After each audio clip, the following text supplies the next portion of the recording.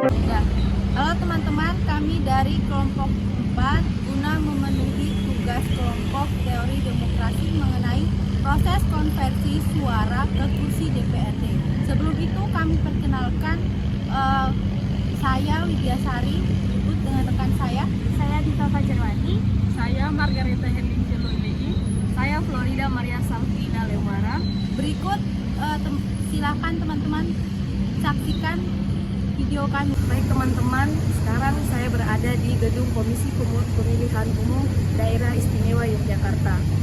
Sesuai topik yang akan dibahas, konversi suara dari kursi ke DPRD. Jadi konversi suara dari kursi ke Dewan Perwakilan Daerah adalah proses perubahan suara menjadi kursi ke Dewan Perwakilan Daerah. Dalam konversi tersebut ada dua metode yang digunakan. Yang pertama, metode Kuanta-Heri dan Sunlight. Oke, baik teman-teman. Untuk lebih jelasnya, mari simak wawancara berikut ini. Bapak silakan. Dengan Baik. Bapak siapa? Saya Mugyén Reksan, Divisi Teknis Penyelenggaraan KPU Daerah Yogyakarta. Oh iya, terima kasih Bapak atas ketersediaannya untuk menjadi narasumber kami. Langsung saja untuk pertanyaan pertama. Dalam konversi suara dari konversi suara ke DPRD itu menggunakan berapa metode Pak? Ya, baik, terima kasih Mbak dari APMT ya.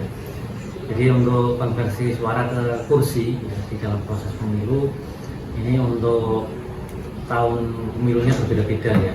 Untuk tahun sejak 2004, 2009, 2014 ini menggunakan sistem metode kuota hari atau sistem bilangan membagi pemilih. Sementara untuk 2019 dan nanti yang akan digunakan untuk 2024 ya, ini menggunakan sistem scientific atau Sunlight, yaitu bilangan membagi ganjil. Nah, ini sudah diatur di dalam Undang-Undang 7 2017. Menurut Bapak terkait dengan metode tersebut, kira-kira yang lebih efisien atau efektif itu metode yang mana? Ya, Atau kami sama saja? pernah membuat kajian ya. Jadi kan efektif dan efisien dari sistem atau metode konversi ini memang harus kita kaji dari banyak sudut. Dari sudut sisa suara atau sisa yang tidak terwakili, itu kami juga sudah kaji, memang masih bagus yang Sunlight. Matahari itu masih tersisa banyak suara rakyat yang tidak terwakili. Sementara untuk Sunlight ini lebih terdistribusi ke suara-suara masyarakat. Kira-kira Pak, tadi untuk 2024 kan kira-kira pakai yang baru kan Pak? Nah, Ya. atau sebelumnya pernah untuk pemilu sebelumnya pernah menggunakan metode itu atau ketika 2024 itu pertama kalinya menggunakan metode itu? Ya, metode Sunlight ini sudah kita gunakan di 2019. Oh iya. Sudah pemilu kemarin ya, sudah kita gunakan, dan karena undang-undang yang digunakan sama, Undang-Undang 7 2017, maka 2024 pemilunya akan masih menggunakan metode itu. Sementara untuk pembagian atau konversi suara ke kursi untuk sistem Sunlight ya, atau bilangan membagi ganjil ini agak berbeda, walaupun hasilnya mungkin bisa sama bisa berbeda, tergantung nanti jumlah suara sah masing-masing partai politik.